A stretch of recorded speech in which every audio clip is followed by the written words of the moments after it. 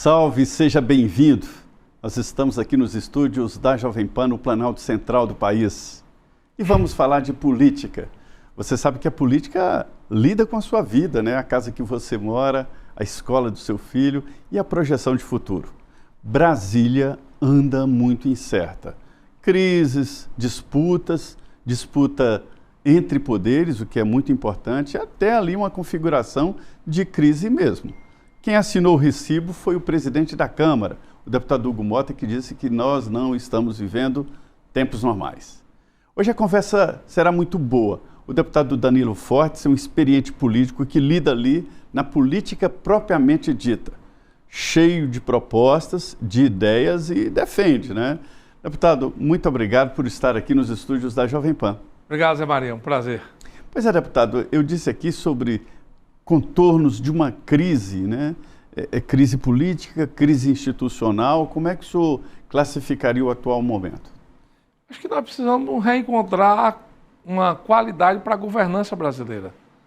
Nós vivemos um período aí do presidencialismo de cooptação, isso já se exauriu.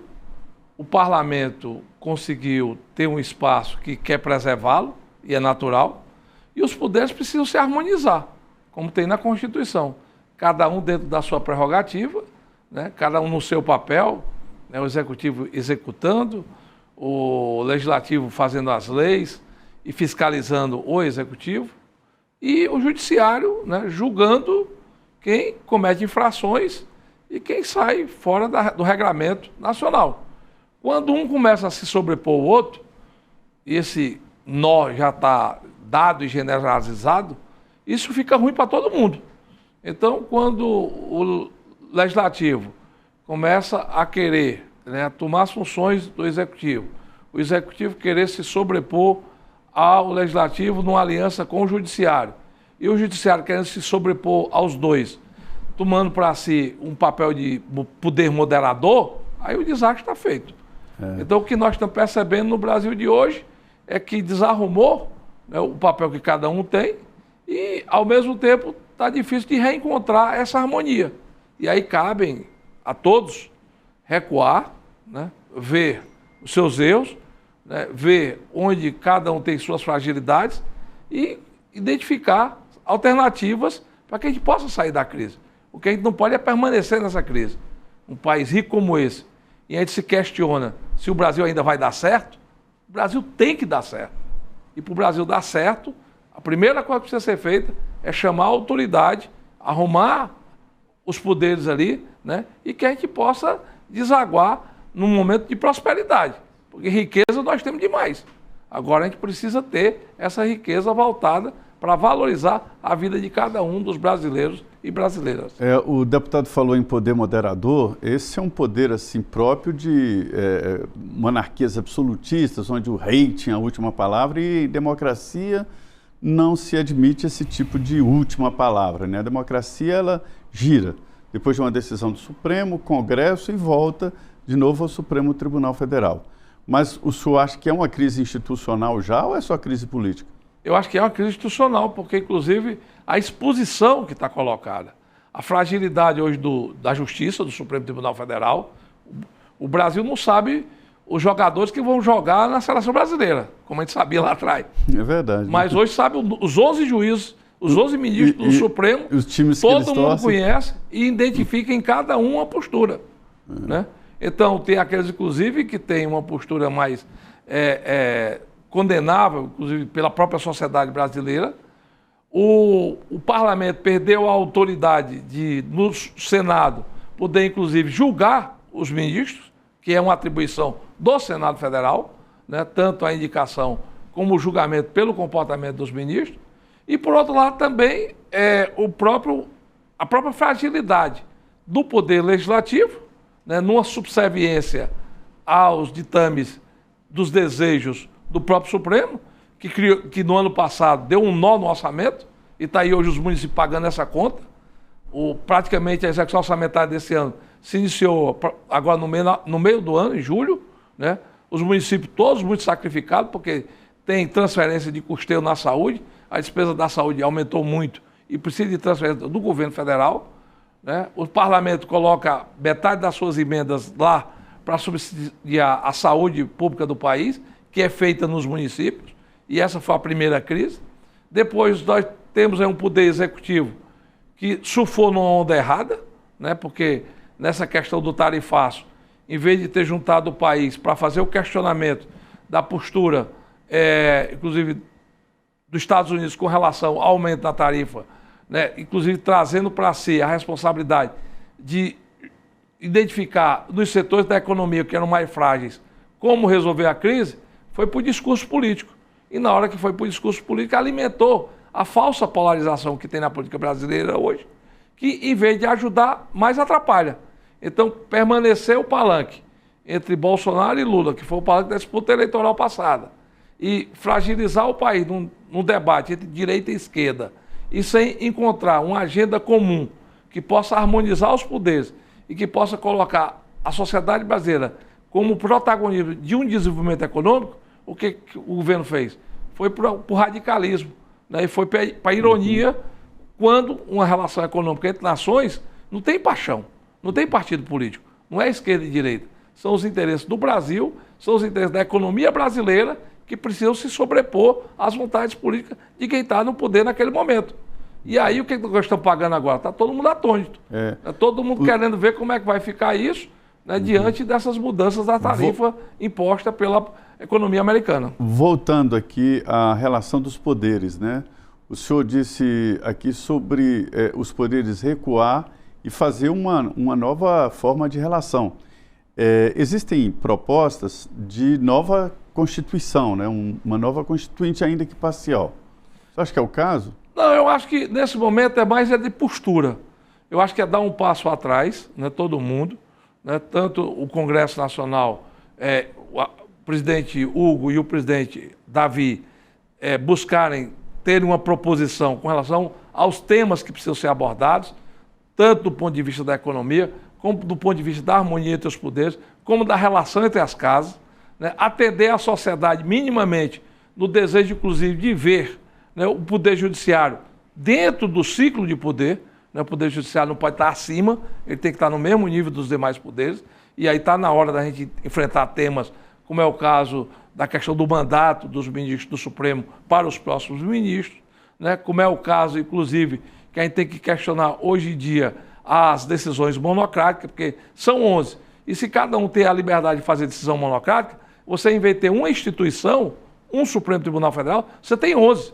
E muitas vezes até divergente entre si, porque um ministro pode pensar do jeito e outro pode pensar do outro. E como é uma casa colegiada, poderia as decisões serem do colegiado, do todo, né, do plenário. Há quem diga que são 14 Supremos, porque tem os 11, né, ministros, tem um plenário principal, né? E tem a primeira turma e a segunda turma, e cada um está tomando uma decisão. O plenário está acima de todos. E o Supremo se voltar para as questões constitucionais. Porque nesse varejão que ficou a justiça brasileira, hoje o Supremo está decidindo tudo. Vai de passagem de ônibus a questões de intervenções, inclusive internacionais. Então eu acho que isso é que é ruim. Isso fragiliza. E os próprios ministros do Supremo também fazer o seu questionamento sobre o seu papel. Uma vez, deputado, eu perguntei para o presidente, então presidente do Supremo, Joaquim Barbosa, sobre essa situação. Nós temos, não é só Supremo, nós temos uma dificuldade muito grande de convivência nos municípios entre juízes e prefeitos.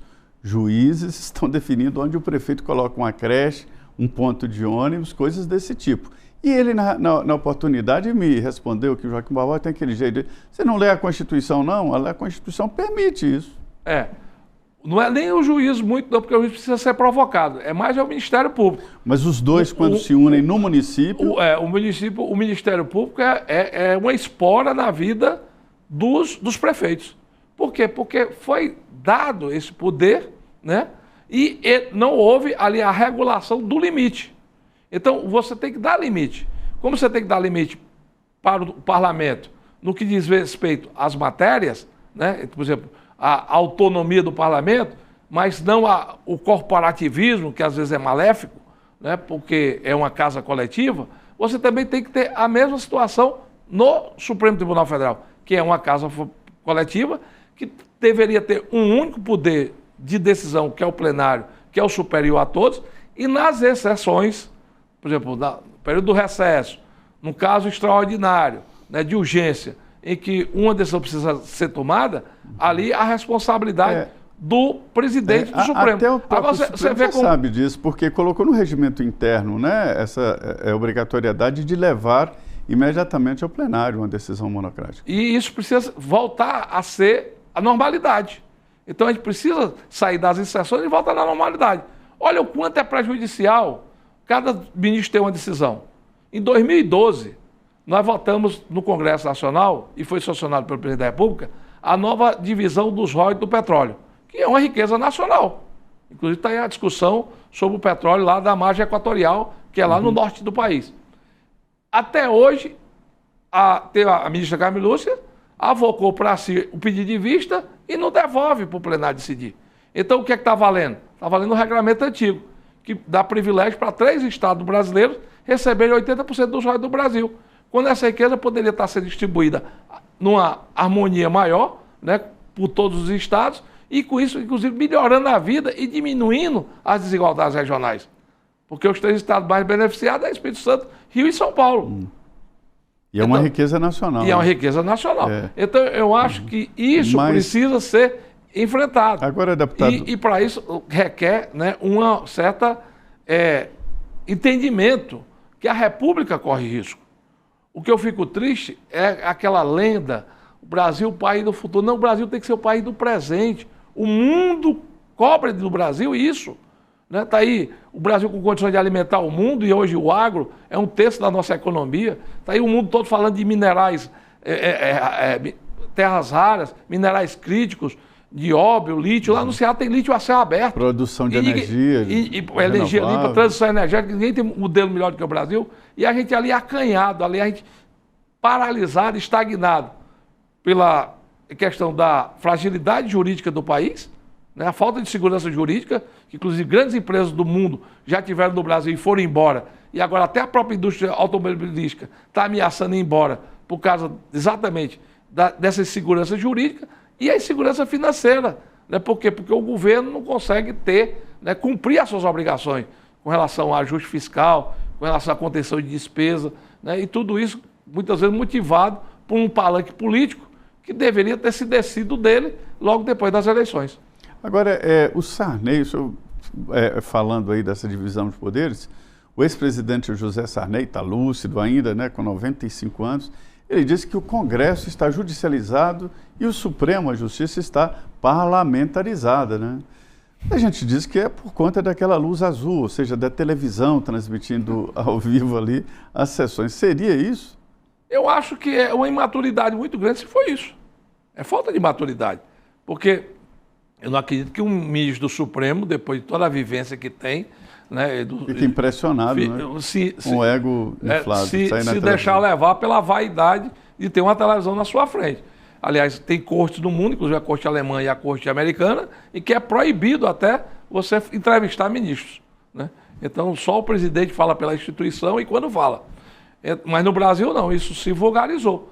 E, por outro lado, também um apequenamento do próprio parlamento, que conseguiu ter uma sobrevida a partir do momento que a gente teve a ousadia, inclusive eu fui relator em 2014, de fazer as emendas individuais impositivas, que é o que dá uma certa autonomia, porque o deputado federal do Brasil ainda funciona muito como um grande vereador municipalista. Defendendo os interesses regionais, que é importante, né? Porque muitas vezes se a gente não estiver aqui para brigar por uma emenda para levar uma universidade, por exemplo, eu levei uma universidade para a cidade de Itapajé, uma universidade pública, a Universidade Federal do Ceará, que é a melhor universidade do Nordeste, inclusive nos conceitos do MEC.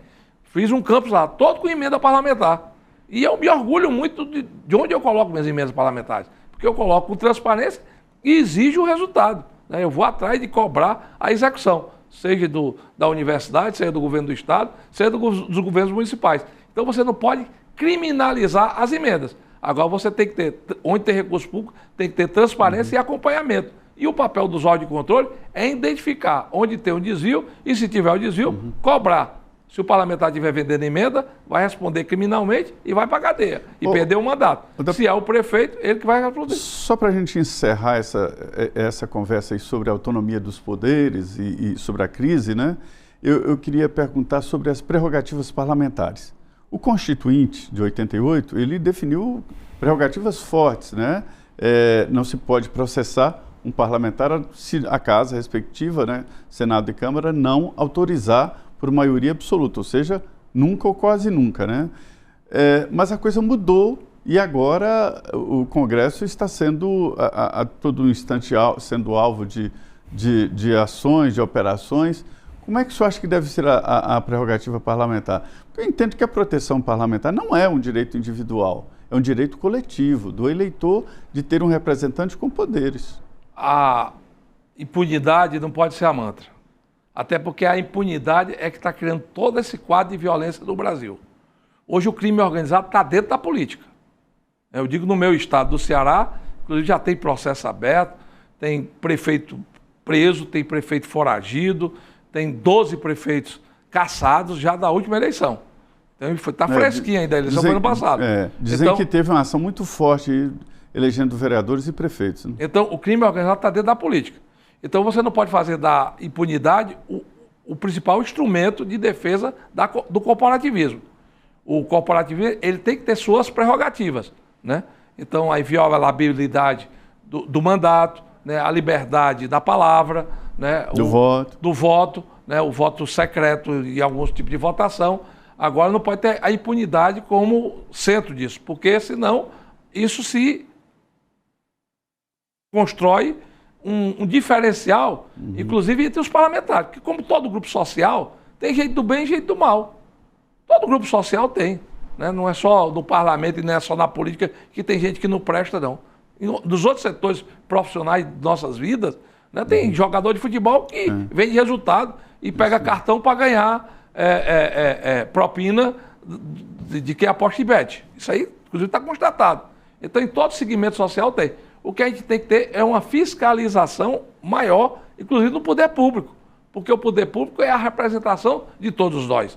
Então, é para isso que tem Controladoria Geral da União, é para isso que tem Ministério Público, é para isso que tem Tribunal de Contas e é para isso que tem o Ministério Público que faz esse acompanhamento, inclusive a denúncia junto à Justiça. Agora, o que é inegociável é a liberdade. A liberdade ela tem que ser preservada. Esse caminho do PL aí nesse sentido está errado? Inclusive para poder fazer com que a gente possa exercer aquilo que nos é fundamental, que é o falar. Então, a denúncia, a liberdade do parlamentar, ela tem que ser preservada. Como também a defesa, né? Lógico que o Estado Democrático de Direito prevê, né, a ampla defesa e não pré-julgamento. Então, isso também está muito claro. Agora, por outro lado, eu acho que a gente precisa entender esse momento que nós estamos vivendo. E nesse momento que nós estamos vivendo, se existem parlamentares que usam do instrumento de venda de emenda, como se existem juízes que vendem sentença, esses precisam ser condenados, inclusive exemplarmente. Por quê? Porque isso, inclusive, reflete no conjunto da sociedade. Agora, se dá impunidade para isso, o que é que acontece? Todo mundo vai se achar no direito de fazer o que quer. E o que a gente está vendo é o crescimento absurdo da violência no Brasil, né? O crescimento do tráfico, o crescimento do crime organizado, em função exatamente de quê? De que nós não temos referência com relação a isso. E essa intromissão, né, do crime organizado na economia e na política. Na economia, inclusive, hoje, né, a evasão fiscal é fruto do quê? Fruto da sonegação e do crime organizado. O senhor tocou num ponto muito importante. Há tempos atrás, eu conversei com o Raul Jungmann, quando era secretário, aliás, ministro de Segurança Pública, né, que houve um Ministério de Segurança Pública, ele lá atrás já dizia, ou o Brasil para e combate o crime organizado, ou o crime organizado vai entrar de tal forma que não há como separar uma coisa da outra. E pelo jeito que o senhor fala, deputado, do crime organizado, dá a impressão de que todo mundo sabe onde ele está. Pesquisas indicam que o Nordeste foi tomado pelo crime organizado. Na política, sim. Na economia também, né? Na economia, eles estão mais no Centro-Sul, né? Porque, inclusive, setores organizados. O que está dizendo não sou eu, não.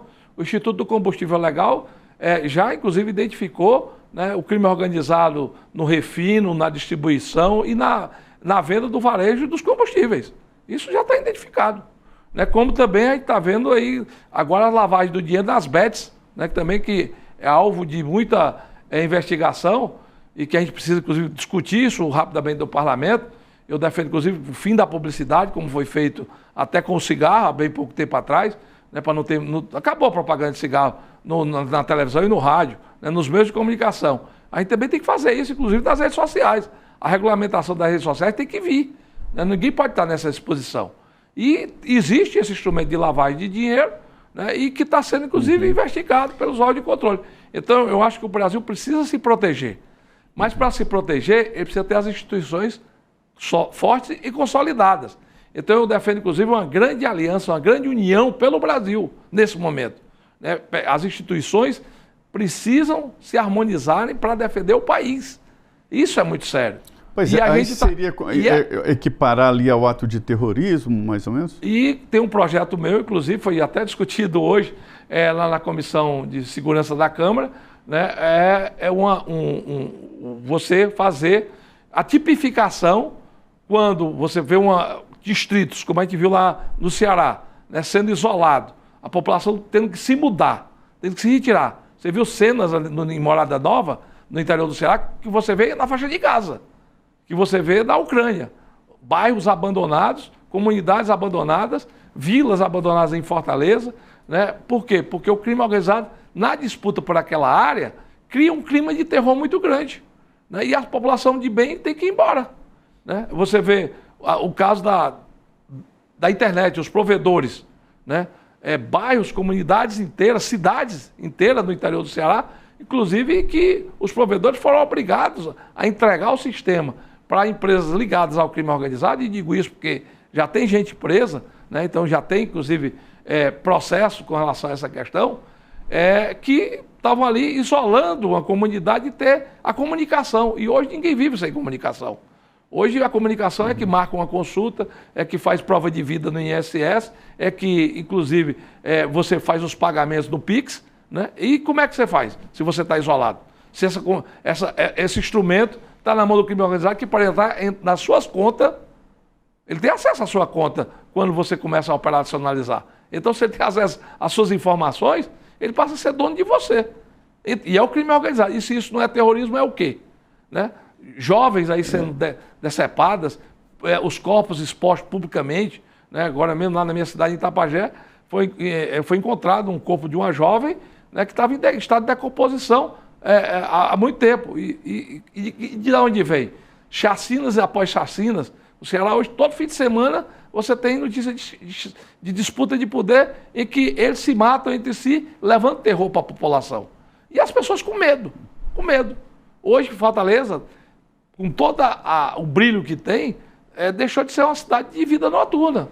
Você atravessa a cidade toda à noite e você não encontra mais gente, nem dos bairros mais protegidos da cidade. Por quê? Porque a população está amedrontada. Então, a tipificação é para fazer com que você possa fazer ações preventivas, é que você possa colocar a Polícia Federal para ter um papel mais importante com relação a isso, a Justiça Federal, que é menos corruptível do que a Justiça Comum, para tomar e patrocinar os projetos, confisco, né? E, ao mesmo tempo, você tem uma intervenção preventiva, porque hoje no crime de quadrilha, de formação de quadrilha, você não pode ter ação preventiva, mas na ação do crime de terrorismo você pode. Esse assunto de segurança pública está dominando o debate político, né?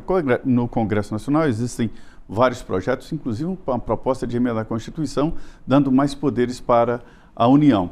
Há defesas de todo tipo. Esteve aqui o deputado Kim Kataguiri, que disse que só há uma solução, uma nova Constituição e com supressão de direitos, inclusive individuais, para quem for configurado ali como participante do crime organizado, né, das facções. É exemplo do que o Bukele faz lá em El Salvador. O senhor acha que precisa chegar a esse ponto aqui no Brasil? Eu acho que o Brasil é muito maior do que El Salvador, né? El Salvador cabe no estado de Sergipe, que é o menor estado da federação. Mas os deputados que estiveram lá ficaram impressionados. Realmente é impressionante porque ele é um governo autoritário, né, não é uma democracia, ele se aproveitou do momento e criou toda uma Constituição em torno dessa situação. Então, é uma história. Nós somos um país continental, né? Nós temos aí mais de 7 mil quilômetros de fronteira terrestre, que é por onde chega a droga, né? Nós temos uma ociosidade das Forças Armadas, que precisam ser convocadas, inclusive, para ajudar o país nesse momento. Receber treinamento específico. E a gente precisa de uma pactuação institucional. Então, eu acho que a PEC da segurança do governo, ela tem pontos positivos na construção de uma integração, inclusive, das polícias.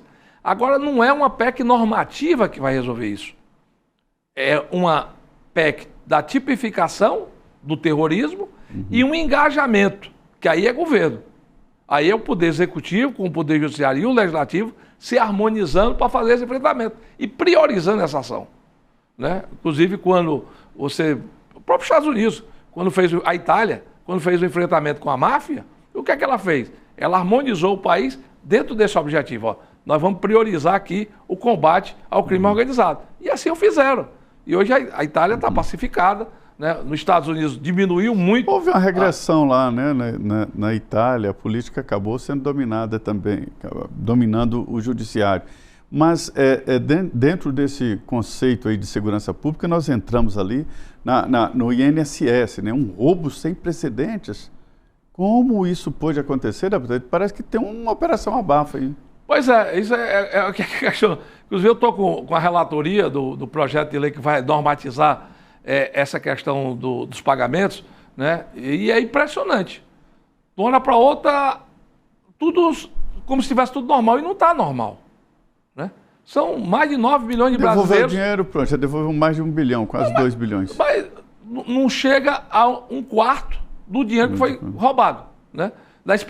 Do que foi colocado. E quem está na cadeia?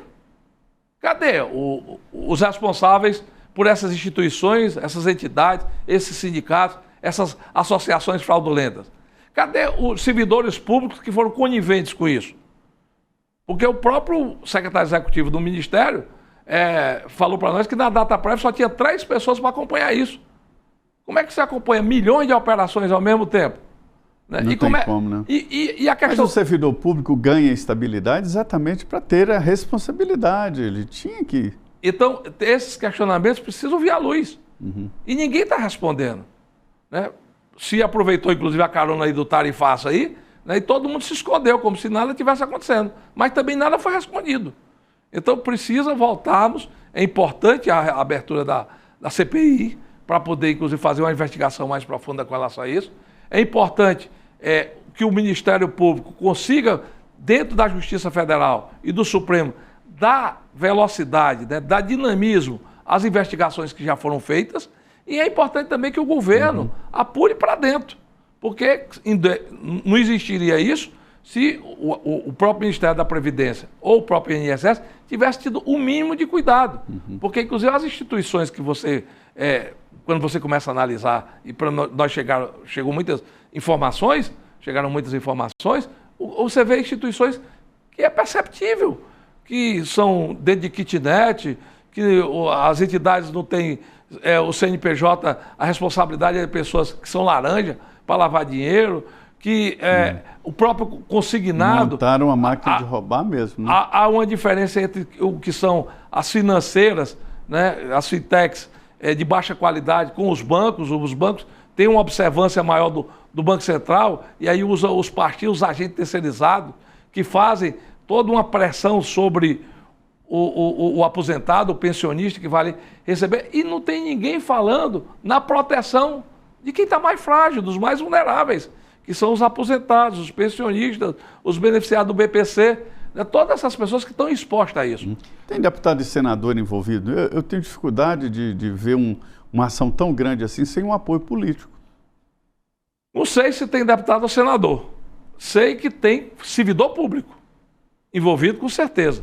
Porque as facilidades e as brechas que foram, inclusive, costumeiramente colocadas para que isso se operasse dentro do INSS, dentro da data prévia, ao sabor de quem estava fazendo as coisas mal feitas, isso é claro, isso é patente, isso é visível.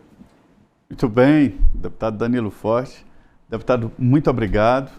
estar aqui nos estúdios da Jovem Pan. Foi uma conversa boa que deu para a gente entender aqui como anda a política. Complicada, né? Muito obrigado. É um momento difícil, mas um momento que requer de nós, né, uma postura. E é necessário, inclusive, que essa cobrança que você faz, Maria, se estenda a todos, né, os elementos políticos do país. Não só os políticos dentro do parlamento, mas os políticos dentro do executivo, dentro do judiciário, é muito mais, dentro das associações, né, dentro das instituições, que precisam o país se levantar nesse momento. Nós não podemos entregar o país para o crime organizado. Muito bem. É assim, a política é feita aqui em Brasília só em tese, né? Porque os deputados e senadores, vocês que mandam aqui para o Planalto Central do país. Muito obrigado e fiquem com Deus.